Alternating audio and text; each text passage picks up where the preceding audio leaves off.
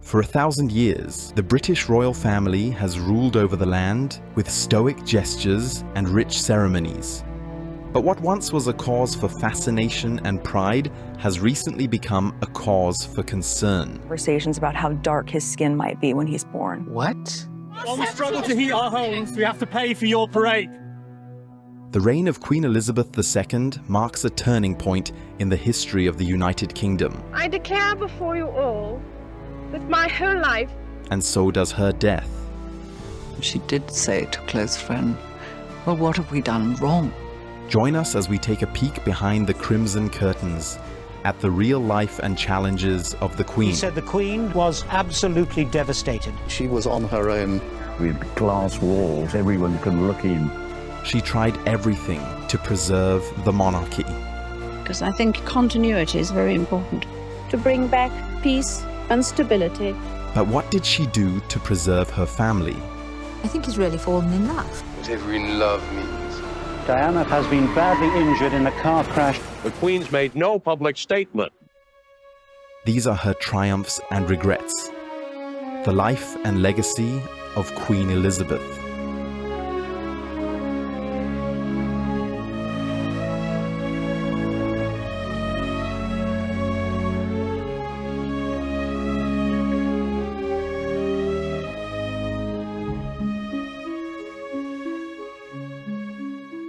Elizabeth was never meant to be queen.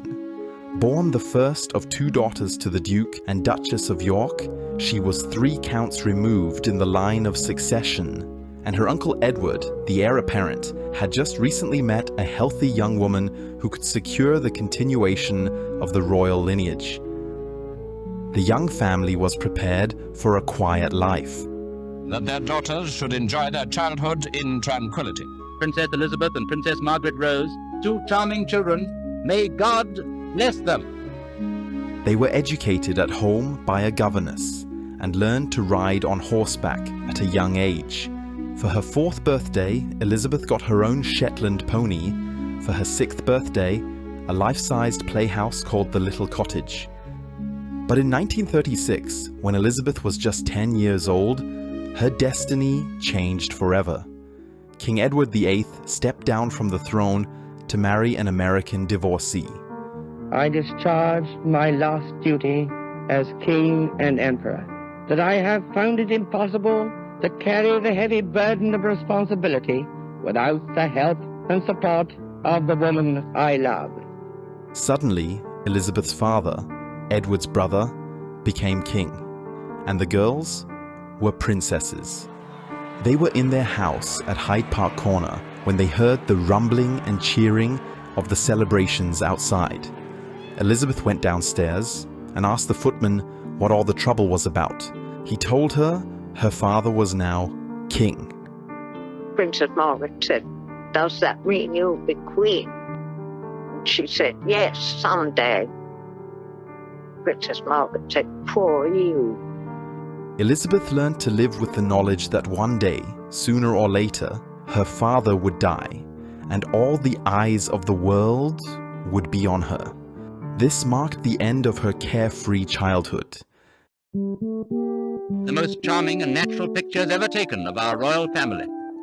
As the king's firstborn daughter, she received special training to prepare her for her royal duties. For example, her curriculum changed to include European history, constitutional history, and French. The Archbishop of Canterbury personally taught her lessons in religion. Her sister Margaret was jealous at times because she did not receive the same education as Elizabeth. However, she also retained more freedom, which may have fueled her rebellious streak later on. On September 13, 1940, a German bomber dropped 5 bombs on Buckingham Palace, where Elizabeth's parents were in residence. Luckily, no one was harmed, but as the children were evacuated to Windsor Castle, the King and Queen decided to stay in London. Their refusal to leave Buckingham Palace even after it was bombed was a powerful symbol of solidarity with the British people and an inspiration to Princess Elizabeth. At 14 years old, she made her first public address on the BBC radio. She spoke to the children of the Commonwealth many of them living away from home due to the war. We know from experience what it means to be away from those we love most of all. Elizabeth and Margaret spent the war years at Windsor Castle without their parents, who were doing whatever they could to lend morale to the troops and their families. Even the children did their part in the war effort, knitting socks and tending a vegetable garden, making sacrifices just like everyone else. Heating was also restricted because fuel had to be rationed. As a result, the castle walls were glum and cold. As she grew up against the backdrop of the Second World War, Elizabeth thought of joining the military or working in a factory. Of course, the king ruled that her training as a princess outweighed the nation's increasing manpower problems.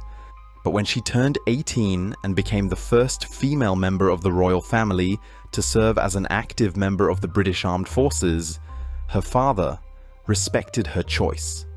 Making rapid progress with her training as an 8-year second subaltern, Princess Elizabeth has now passed her tests as a fully trained motor driver and mechanic. Within 6 weeks, she learned how to drive, did her stint at map reading, and got her hands thoroughly greasy, dismantling and reassembling engines.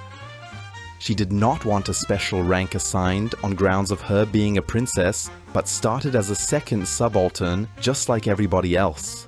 Elizabeth's father, who had also served in the military, must have been very proud.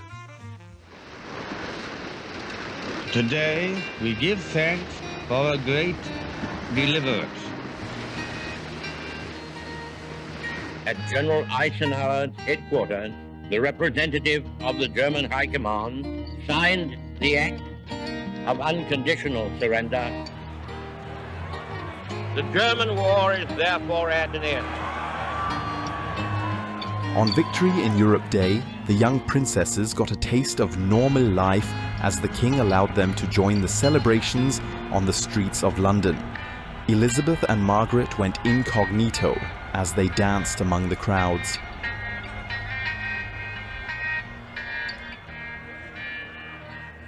Finally, the war was over.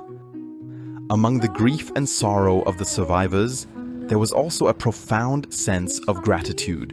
The royal family took nothing for granted. In 1947, King George took his entire family on a royal tour of South Africa. Her Royal Highness is already well tutored in the many responsibilities of state, which one day will be hers. It was another opportunity for the king to teach his daughter everything she needed to know. On her 21st birthday, still in South Africa, she went on the airwaves with a memorable speech. But through the inventions of science, I can make my solemn act of dedication with the whole empire listening. I declare before you all that my whole life, whether it be long or short, shall be devoted to your service and to the service of our great imperial family to which we all belong. That same year, Elizabeth married her longtime friend and love interest, Prince Philip. The two were actually related, both being great-great-grandchildren of Queen Victoria. Elizabeth used ration coupons she had saved from the war to pay for her wedding dress.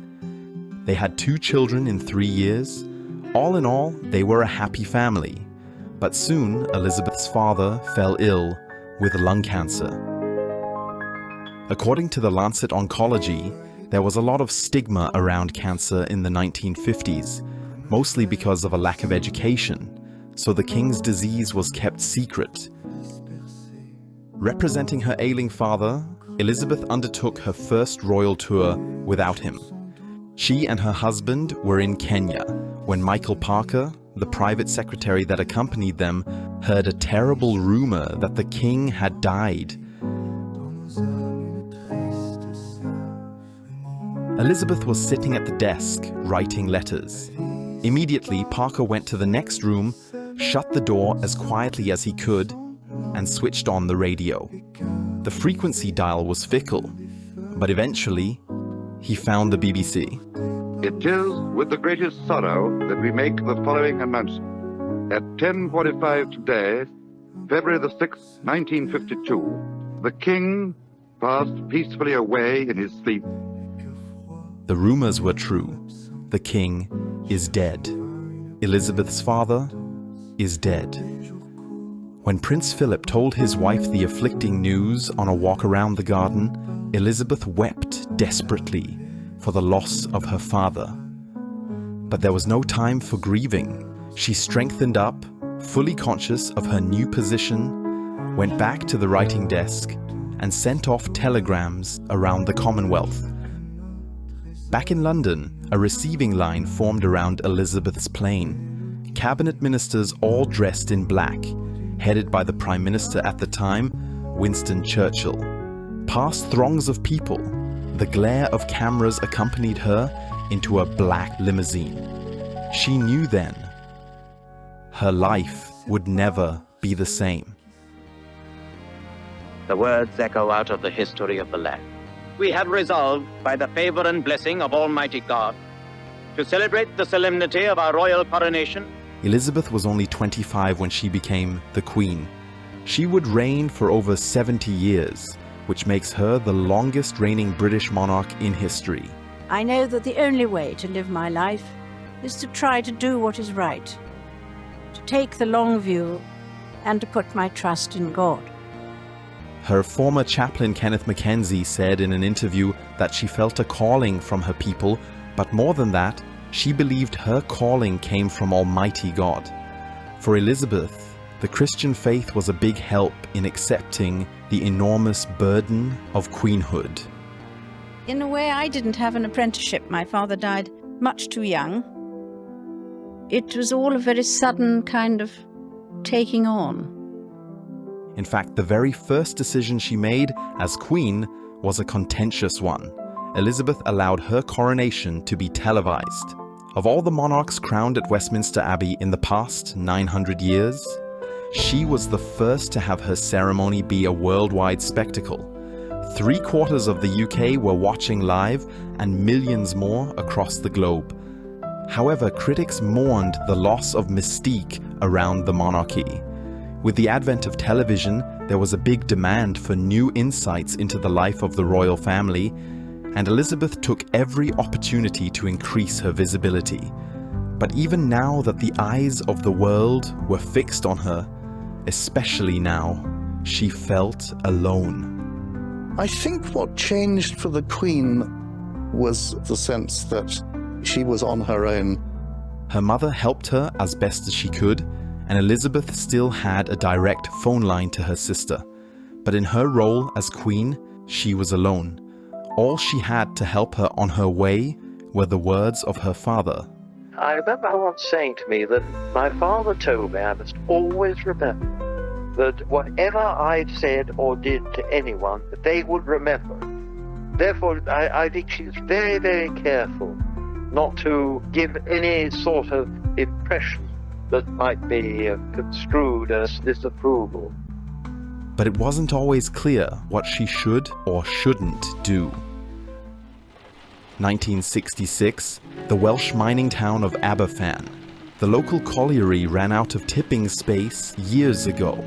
Huge piles of black spoil tower on the hill over Aberfan. Then, 3 weeks of heavy rain. The small stream that runs below tip number 7 swells up. 230,000 tons come crashing down on a preschool and surrounding houses.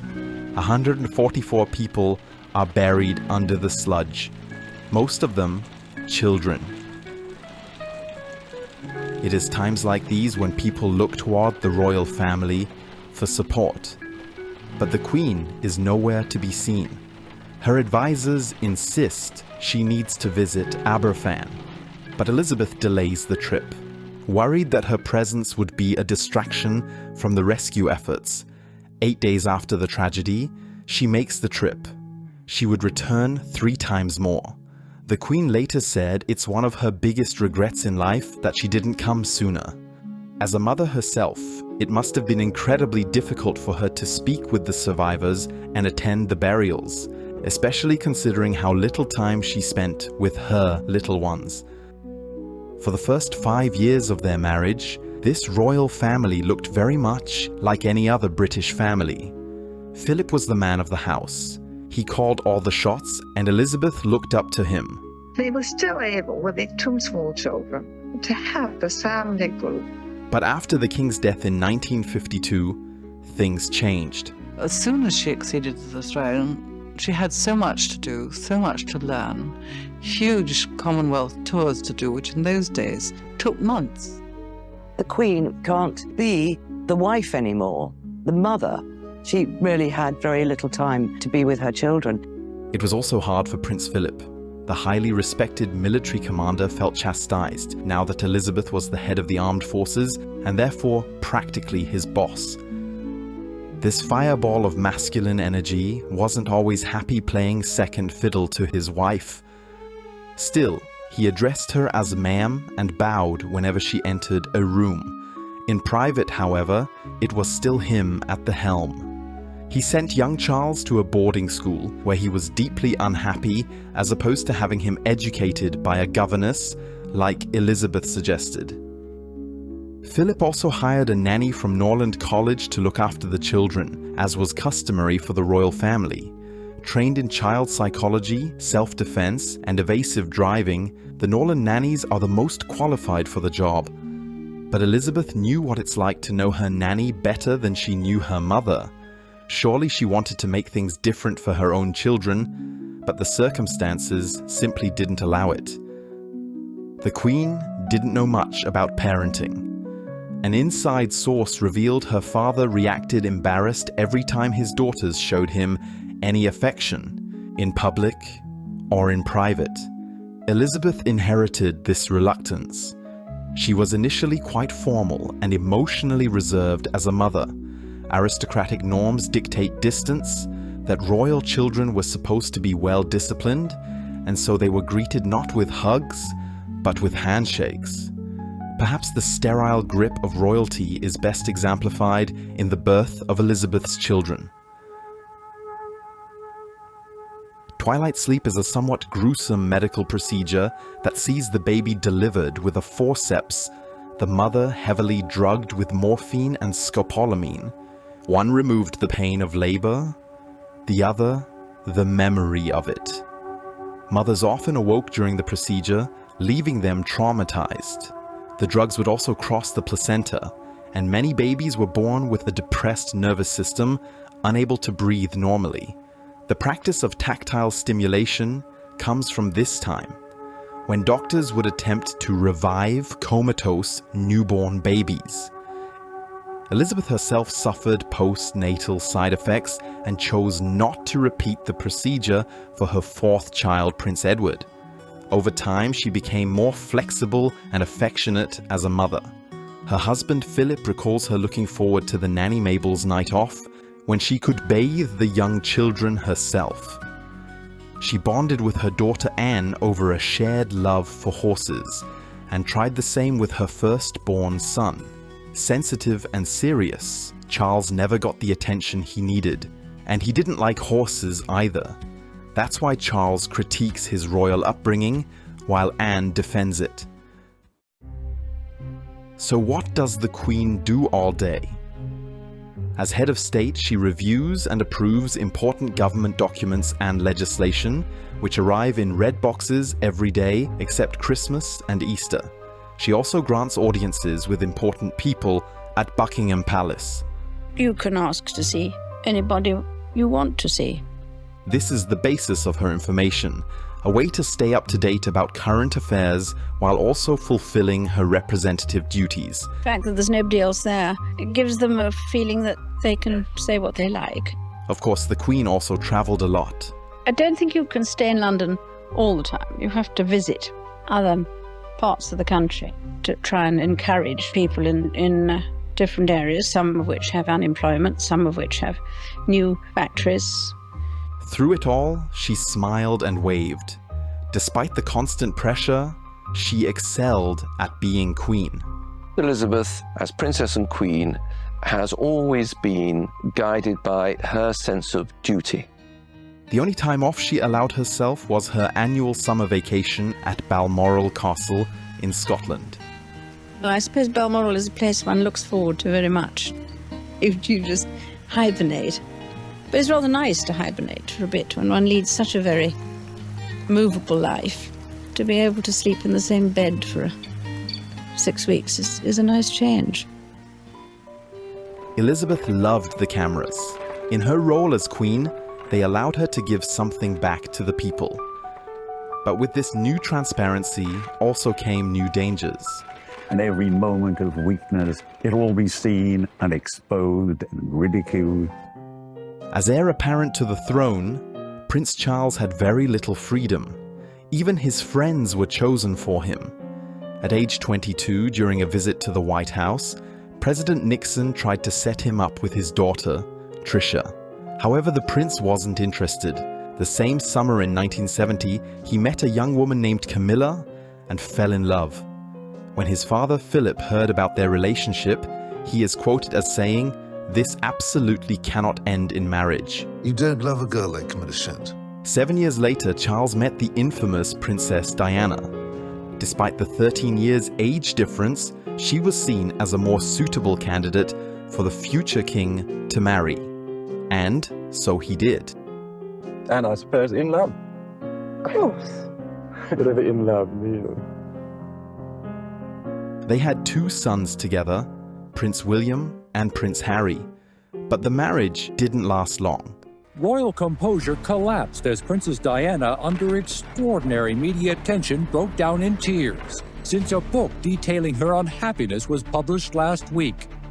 In Diana, her true story, journalist Andrew Morton claimed her marriage had become so miserable that she tried to take her own life. It was later revealed that it was Diana herself who worked with him on the book and supplied him with information. A fatal blunder for her marriage. Charles and Diana separated in 1992 to cap off a horrible year for the royal family and especially for the Queen. Couldn't have been worse, could it? All the children's marriages going wrong one after another. The tremendous scandals in the papers. But relationship crises in the royal family weren't the only cause for the Queen's sorrow. Part of the centuries-old Windsor Castle has been consumed by fire for much of the day. The Queen was absolutely devastated. The longest occupied palace in Europe, a symbol of resiliency for the English monarchy, went up in smoke. When Charles and Diana both admitted to adultery on national TV, the Queen tried to put out the flames, but there was nothing left to be saved. After years of struggle, she encouraged her son to get a divorce.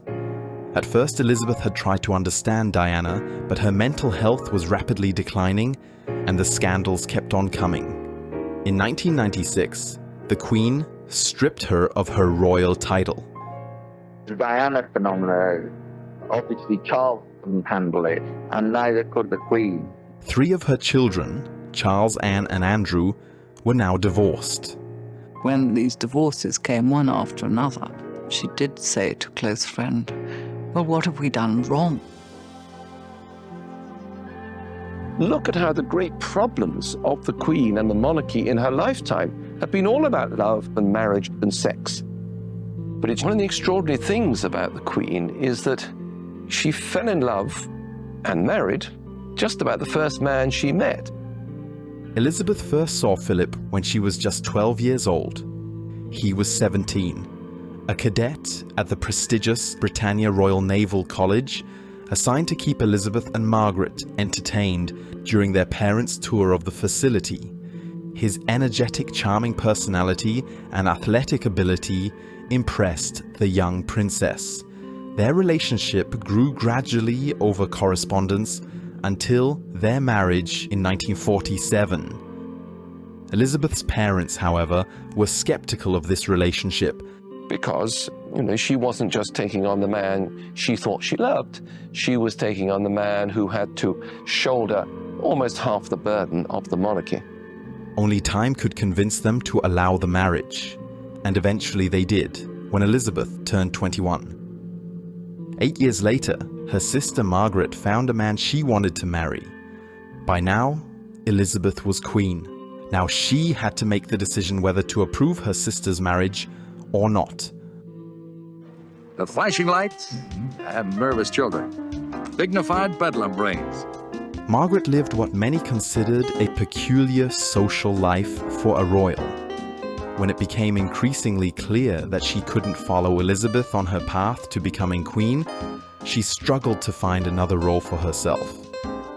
As a result, Margaret became, in many ways, the opposite of her sister. She eschewed any and all royal responsibility, but still relished the benefits of her privileged position. She mixed only with an elite circle of high social standing, dressed in furs and jewels, and expected others to cater to her every whim. Her servants called her Rude Highness. Margaret's lover, Royal Air Force Captain Peter Townsend, was a decent and upstanding man who had led a squadron of fighter planes against the Luftwaffe in World War II. However, he had recently divorced his wife. No divorcee had ever been allowed to marry into the royal family, which is still connected to the church. It is this rule which made Elizabeth queen in the first place, as her uncle Edward VIII had to abdicate as king to marry the love of his life, because she was divorced. Of course, Elizabeth wanted her sister to be happy, but something told her that what Margaret and Townsend had was not the same as what she and Prince Philip had. The Queen denied her sister's request for approval. The Parliament then set an ultimatum against Margaret. If she married Townsend, she would have to renounce all her royal rights and income. But Margaret decided alone, strengthened, she said, by the unfailing support and devotion of Group Captain Townsend. Mindful of the Church's teaching that Christian marriage is indissoluble and frightened by the thought of her social status and standard of living plummeting if she were crossed off the civil list, she called the marriage off. Despite some initial resentment, Margaret did not blame her sister. She blamed the superannuated structures of the church and the monarchy. What she didn't know is that the government had actually prepared a secret deal that would allow Margaret to keep her income, even if she went through with the marriage, to prevent further damage to the image of the royal family if the unpredictable rebel princess were turned loose on the world at large. August 1997 in Paris, France. Princess Diana and her lover, Egyptian businessman Dodi Fayed, were spotted dining at the Ritz Hotel. Chased by paparazzi, they sped back to Fayed's apartment, going as fast as 95 miles an hour in a 30 zone. When they entered the Pont de l'Alma underpass, the driver, Henri Paul, grazed another car and lost control.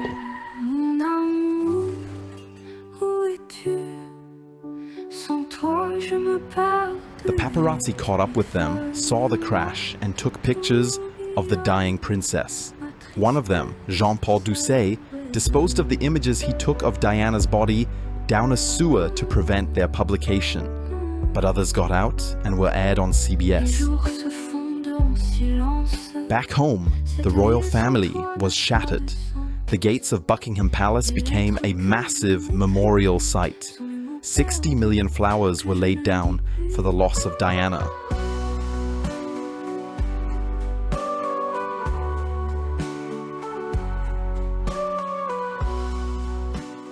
But one thing stood out to the grieving masses, and especially to the media: the fact that the flag wasn't flown at half-mast. A gross detail to miss. And apart from a customary trip to church on Sunday, the Queen's made no public appearance and no public statement. Perhaps Queen Elizabeth wasn't sad at all that Diana was gone. There were rumors about tensions within the family. These rumors grew into conspiracy theories. Was Princess Diana assassinated by the MI6 because she was planning to marry a Muslim? Of course the Queen was shocked when Diana died, as was everybody else. But her concern wasn't actually for Diana or her family or Prince Charles. It was for her grandchildren. As soon as she heard about the accident, Elizabeth took the two young princes who had just lost their mother to Scotland, to Balmoral, away from the cameras. By the time she returned to Buckingham Palace, half the country was talking about there being no flag at half-mast. There had been no flag at all because the Queen wasn't home. No one who knew Diana will ever forget her. She was an exceptional and gifted human being. I admired and respected her for her energy and commitment to others. William and Harry had a very difficult time dealing with the death of their mother. There's nothing like it in the world. It really isn't. It's completely and utterly.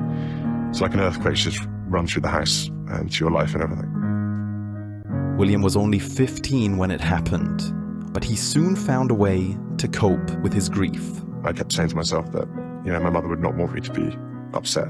Ever since then, he's been trying to carry on his mother's legacy. I think that infectious enthusiasm and the energy that she had that really rubbed off on me. His brother Harry took it even worse. For a long time, I just refused to accept that she was gone. Harry actually had to look at some of the photographs the paparazzi took to believe she was in the car. For a long time, he was also dissatisfied with the official investigations, but he finally came to grips with reality. Do I need any more than I already know? No, I don't think it would change much. Only 5 years later, tragedy struck again. In the winter of 2002, the Queen lost both her mother and her sister. Despite their troubled past, Elizabeth and Margaret were always very close. In their daily phone calls, the Queen could let her hair down like she could with no one else. Now that she was gone, Elizabeth wasn't sure how to act. Of course, she carried on working. In her 50 years on the throne, she had never neglected her duties, only allowed herself to cry but once. She had that stiff upper lip, typical of the British royal family, but something changed after Diana's death, after the death of her mother and sister. She remembered her place in life, apart from her position as Queen. The senseless detachment from emotion made no sense to her now, and she cried. Later that year, the Church of England changed a rule that had been in place for centuries. After the death of Diana, Charles could now remarry his first true love, the person he first chose to marry to begin with, Camilla. In 2005, they opted for a civil ceremony outside of Westminster Abbey, the first of its kind. This marked a clear step away from tradition, for the sake of new beginnings. Surprisingly, however, support for the monarchy took a huge dip around this time. People were still mourning after Diana. Many saw Camilla simply as the other woman. Others regretted the church's decision to allow this patchwork family, perhaps afraid that it was only the beginning of a decline of traditional values. The Queen was split on this issue. On one hand, she was a very progressive monarch. On the other hand, she tried to preserve as much as possible of the old ways. We keep up as many of the traditions as we can that are sensible to keep. Like going in carriages. But personally, despite having more than 100 carriages in her collection, she preferred riding on horseback whenever possible, something that was considered socially inappropriate just a few years before her birth. As she got older, Queen Elizabeth took more and more liberties. She remained dignified, inscrutable, and consistent, but also found ways to lighten the mood and let her humor shine through. Very much, thank you. How's that? Are you supposed to be looking as if you're enjoying yourself? Yes, it will definitely. She likes to laugh at herself, for a start. And she loves ridiculous things. I mean, she'll laugh till the tears run down her face. Some nitwit had got the stand a little bit too high. You just had a picture up over the lectern, and everybody dubbed it as the speaking hat. She finds this actually immensely amusing. According to some reports, she could also imitate very accurately the sound of a Concorde jet landing and mimic a variety of former prime ministers. Sounds like President Trump.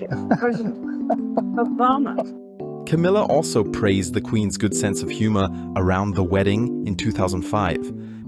Meanwhile, Camilla's stepson and royal heir, Prince William, met a young woman that would tip the scales back in favor of the monarchy. When Kate Middleton first laid eyes on William at university, she turned bright red. Her celebrity crush, the man whose face was plastered on posters all over her dorm room, was standing right in front of her. A few months later, Kate was slated as a model for a student charity fashion show. As reported by Vogue, William paid £200 to sit in the front row and watch as Kate strutted confidently up and down the runway in a sheer dress. William was smitten. At the after party, he tried to kiss her, but Kate pulled away, not making it too easy for the prince. They started dating a short while later. Soon pictures of the young couple were all over the tabloids. After an official photo call, some reporters of The Sun stuck around, breaching the media agreement to give William privacy during his time at university. Prince Charles actually threatened The Sun with the royal boycott when he saw the pictures. Kate and William got married in 2011. The Queen welcomed her into the family and gave her the guidance that the scandalous Princess Diana had lacked. She was also encouraged to keep in touch with her family while the royals were warming up to her. Kate became incredibly popular. As a commoner marrying into the royal family, there was a modesty about her, faintly reminiscent of Queen Elizabeth. The important thing to remember about the early upbringing of Princess Elizabeth was that although she was a princess, she was not in line for the throne. And I believe this gave her a modesty that people respect. Being born into the royal family is a great privilege. Little girls around the world dream of being a princess. But Elizabeth didn't choose to be princess, and she didn't choose to be queen. Just like any other person, she was born into a time and place, and she made the very best of her lot. It's a question of maturing into something that one's got used to doing, and accepting the fact that here you are and it's your fate. Not everyone shared her perspective. Some royals, perhaps, should have been born commoner. Queen Elizabeth is 91 years old now, still opening red boxes every day, still reading letters addressed to Her Majesty. It gives one an idea of what is worrying people and what actually they feel that I could do to help. And I think that this is what the younger members find difficult, is the regimented side of it.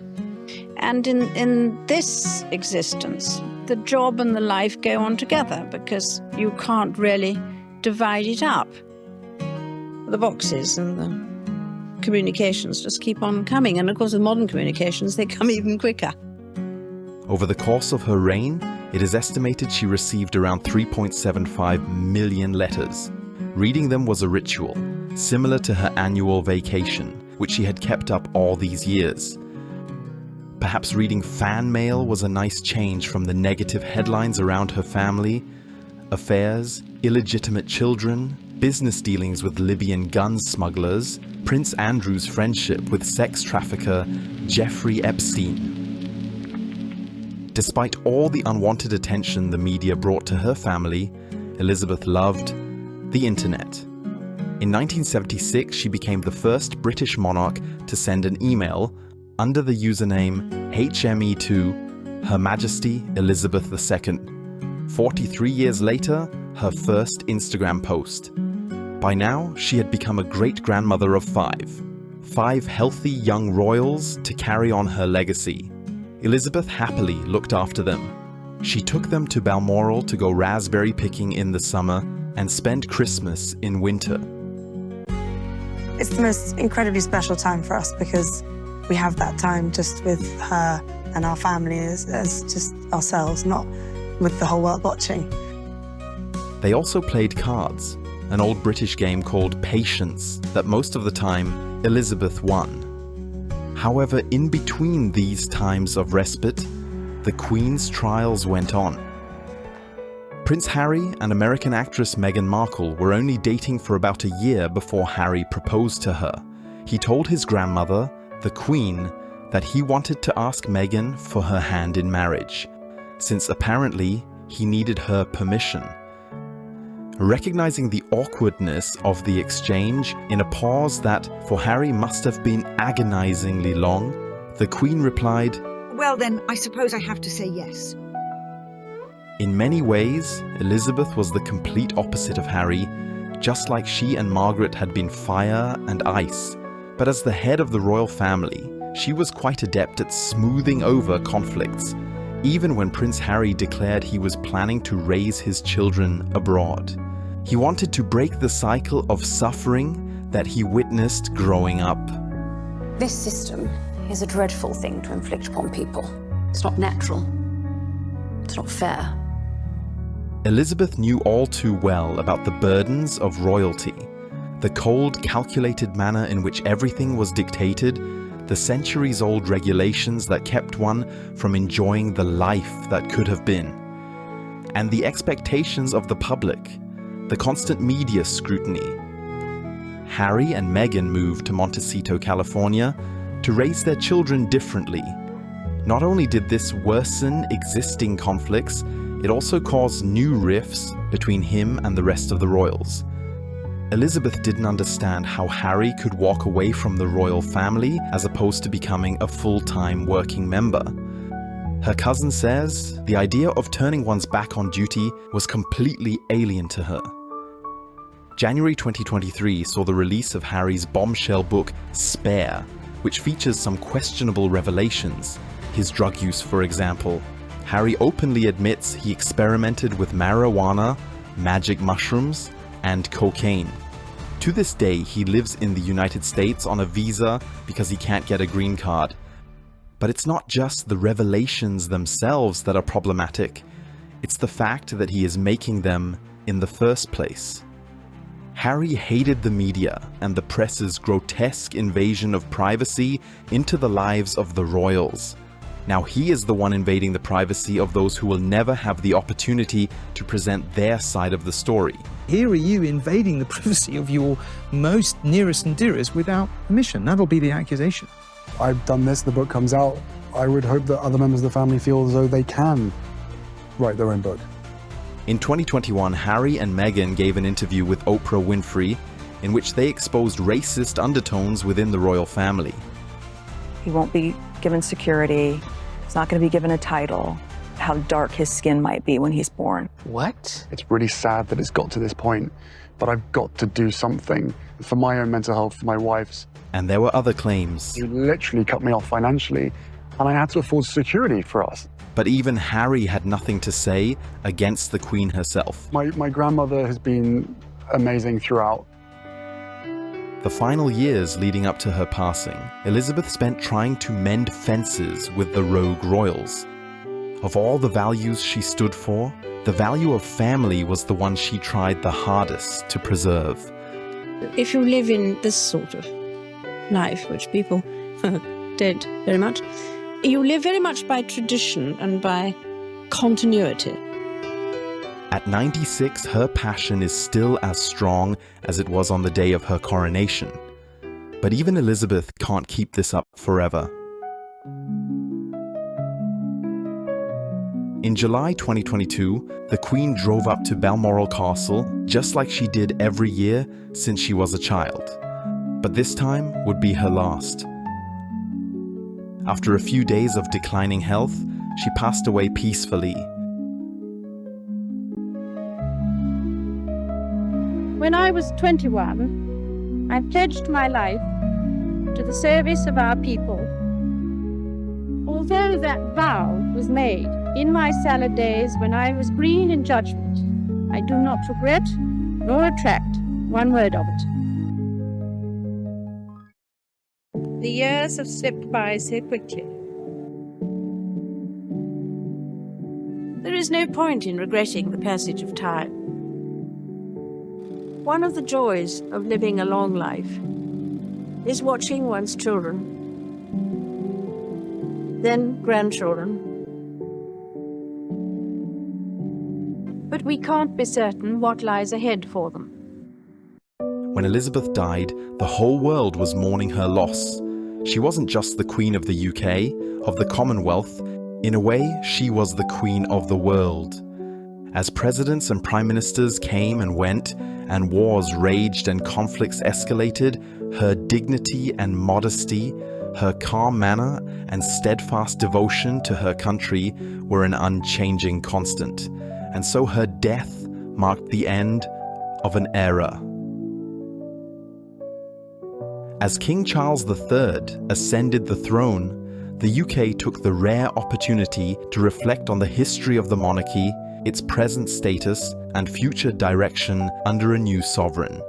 Maybe it's time to say goodbye to tax-funded trips abroad, castle renovations, and lavish, anachronistic ceremonies. Maybe it's no coincidence that at 73, Charles is the oldest king ever to take the British throne. For some countries, the death of the Queen was no tragedy.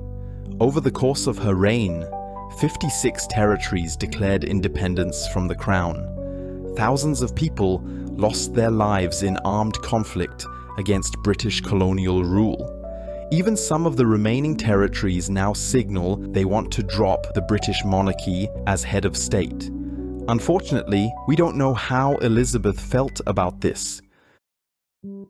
Back in 1649, when King Charles I was executed in the English Civil War, the monarchy became a purely symbolic institution. Since then, members of the royal family have traditionally refrained from voicing their political opinions.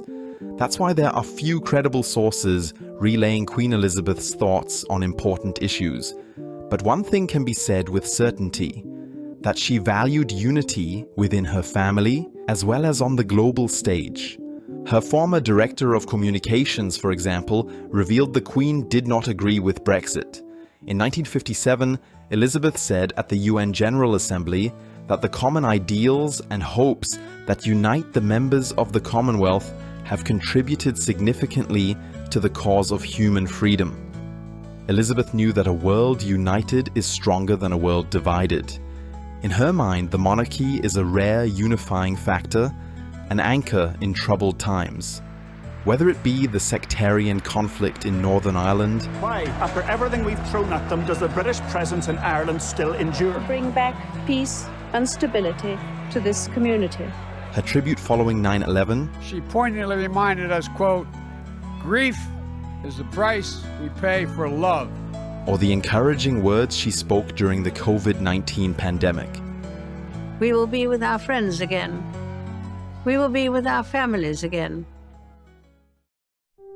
When people look back on us, they will doubtless view many of our practices as old-fashioned. But it is my hope that when judged by future generations, our sincerity and our determination to do the right thing will stand the test of time. Whether we believe in God or not, I think most of us have a sense of the spiritual, that recognition of a deeper meaning and purpose in our lives. And I believe that this sense flourishes despite the pressures of our world. The combination of a sense of duty and a clear understanding of her role as the carrier of a certain set of values, combined with a very human quality of kindness and consideration. I think that's what made her so beloved, not just in Great Britain, but around the world. Her determination, her duty, but also her sense of fun and her love of life. I think that's some things that I'd really like to take with me.